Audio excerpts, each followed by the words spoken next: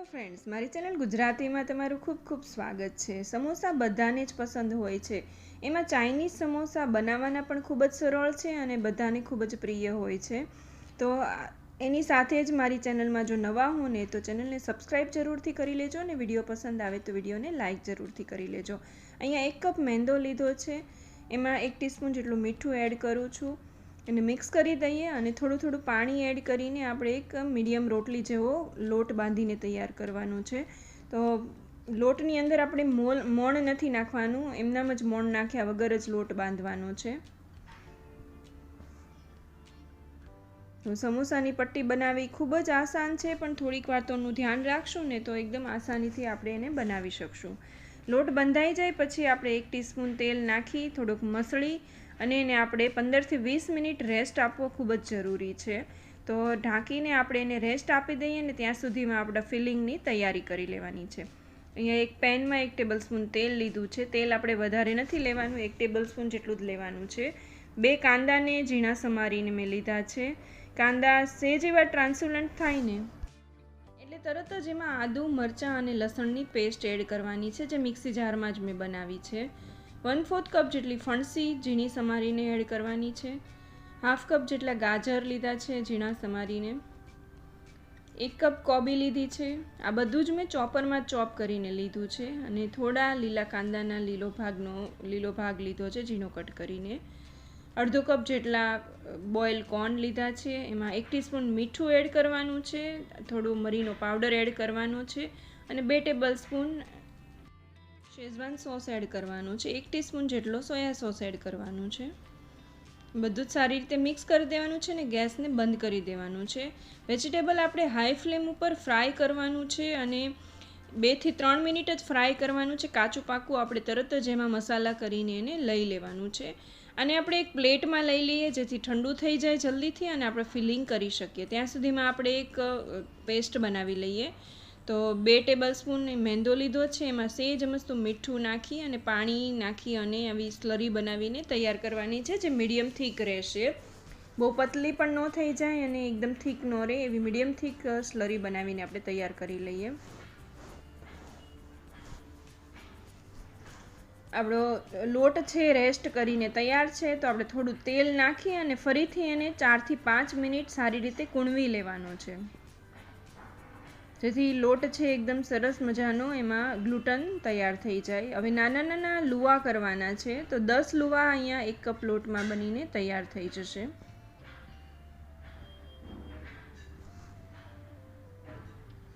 તો લુવા આપણે એક સરખી સાઇઝના જ કરવાના છે, કેમ કે આપણે પડવાળી રોટલી પહેલાં બનાવવાની છે। તો એના માટે એક લુવો લઈ લીધો છે, મેંદામાં રગદોળી અને આપણે એની પૂરી જેવડી પહેલાં રોટલી બનાવવાની છે। મોટી રોટલી નથી બનાવવાની, પૂરીની સાઇઝની જ વણીને 2 રોટલી આવી રીતે તૈયાર કરી લેવાની છે।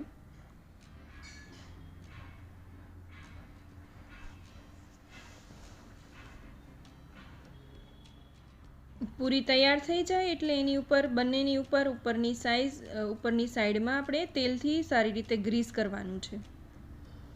તો બધી જ જગ્યાએ સરખી રીતે તેલ ગ્રીસ થઈ જાય એ જોવાનું છે, એટલે પડ જ્યારે આપણે છૂટા પાડીએ ને ત્યારે આસાનીથી છૂટા પડી જાય। હવે એને આપણે મેંદામાં આવી રીતે કોટ કરી લેવાનું છે। તો બંને સાઈડ ઉપરની સાઈડમાં જ તેલ લગાવી અને ઉપરની સાઈડ જ આપણે મેંદાથી કોટ કરવાની છે। હવે એ બંને સાઈડને આપણે આવી રીતે જોઈન્ટ કરીને મૂકવાની છે ઉપરા ઉપરી। હવે એને હલકા હાથે આપણે જેટલી પતલી થાય ને એટલી પતલી વણીને તૈયાર કરી લેવાની છે। તો આ રીતે સમોસા પટ્ટી બનાવીએ ને તો બહુ આસાનીથી ફટાફટ બનીને તૈયાર થઈ જાય। અહીંયા આપણે ટોટલ 10 રોટલી બને છે, તો 10 રોટલીમાંથી મોટી તૈયાર કરીને બધી જ રોટલી આવી રીતે તૈયાર કરી લેવાની છે। હવે એક નોનસ્ટિક પેન ગરમ કરી લેવાનું છે અને એની ઉપર આપણે કાચી પાકી શેકી લેવાની છે। તો ઉપર બિલકુલ ડિઝાઇન ફરે નહીં, એકદમ વ્હાઈટ જ રહેવી જોઈએ બંને સાઈડથી, એવી રીતે તમારે ફટાફટ શેકીને તૈયાર કરવાની છે।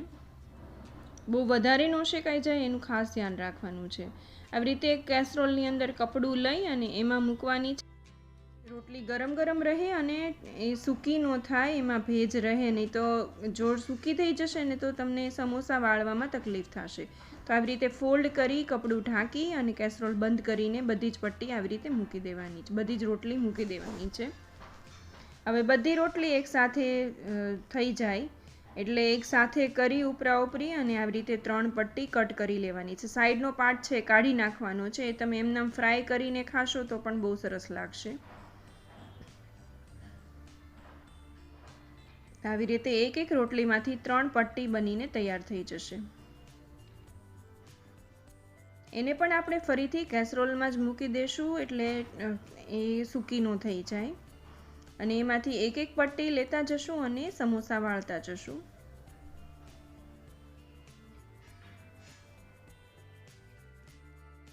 અને આપણે આવી રીતે પહેલો કોર્નરથી ફોલ્ડ કરવાનો છે અને બીજો સામેની સાઈડ કોર્નરથી ફોલ્ડ કરવાનો છે. તો આવી રીતે કોન શેપ બની જશે. તમે 2-3 સમોસા વાળશો એટલે જો તમે ફર્સ્ટ ટાઈમ પણ કરતા હશો ને તો પણ ઓટોમેટિક તમને આવડી જશે. હવે એની અંદર જેટલું ફિલિંગ સમાય એટલું ભરી દેવાનું છે અને પછી ઉપરનો પાર્ટ આવી રીતે ફોલ્ડ કરવાનો છે અને પછીનો પાર્ટ છે આવી રીતે કોર્નર લેતા જઈને ફોલ્ડ કરવાનો છે અને વચ્ચે આપણે કિનારીમાં લઈ લગાવી દેવાની છે જેથી કરીને એનો પાર્ટ છે છૂટો ન પડી જાય. તો આવી રીતે એક ફોલ્ડ કરી બીજો ફોલ્ડ કરો એટલે કોન શેપ થઈ જશે અને સામેની પટ્ટી જે છે એ સામે રહી જશે. હવે આની અંદર આપણે 1 થી 1.5 ટેબલસ્પૂન જેટલું ફિલિંગ સમાય એટલું ભરી દેવાનું છે.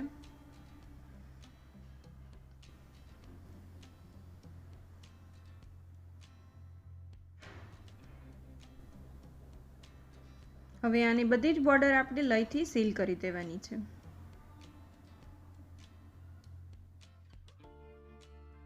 અને એક સાઈડથી કોર્નર જોઈ અને ફોલ્ડ કરવાનું છે અને પછી ફેરવી અને બીજી સાઈડનો કોર્નર જોઈ અને ફોલ્ડ કરી દેવાનું છે એટલે સમોસું એકદમ સરસ રીતે પેક થઈ જશે. આવી જ રીતે આપણે બધા સમોસા બનાવીને તૈયાર કરી લેશું.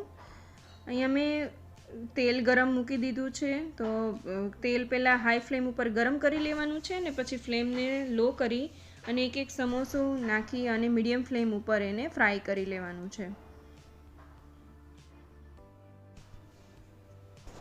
અંદર વેજીટેબલ છે એ બધું થોડું કાચું પાકું શેકાયેલું છે તો ફ્રાય થતાં વાર બિલકુલ નહીં લાગે. તો મીડિયમ ફ્લેમ ઉપર ક્રિસ્પી થાય ગોલ્ડન બ્રાઉન થાય ત્યાં સુધી આપણે એને એક એક મિનિટે આવી રીતે ફેરવતા ફેરવતા ફ્રાય કરી લેવાનું છે. આ સમોસા બાળકોથી લઈને મોટા બધાને ખૂબ જ પસંદ આવે છે અને બહારના સમોસા તમે 2-3 ખાવ ત્યાં ધરાઈ જાઓ છો પણ ઘરના સમોસા તમે ખાતા ન ધરાવ ને એટલા ટેસ્ટી બને છે.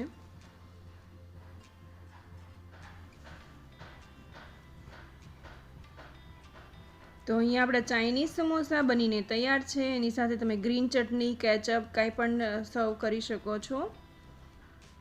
તો બહારથી એકદમ ક્રિસ્પી અને અંદરથી ચાઇનીઝ ફ્લેવરવાળા સમોસા બનીને તૈયાર છે. વિડીયો ગમ્યો હોય તો લાઈક જરૂરથી કરજો અને ચેનલને સબસ્ક્રાઈબ કરી લેજો.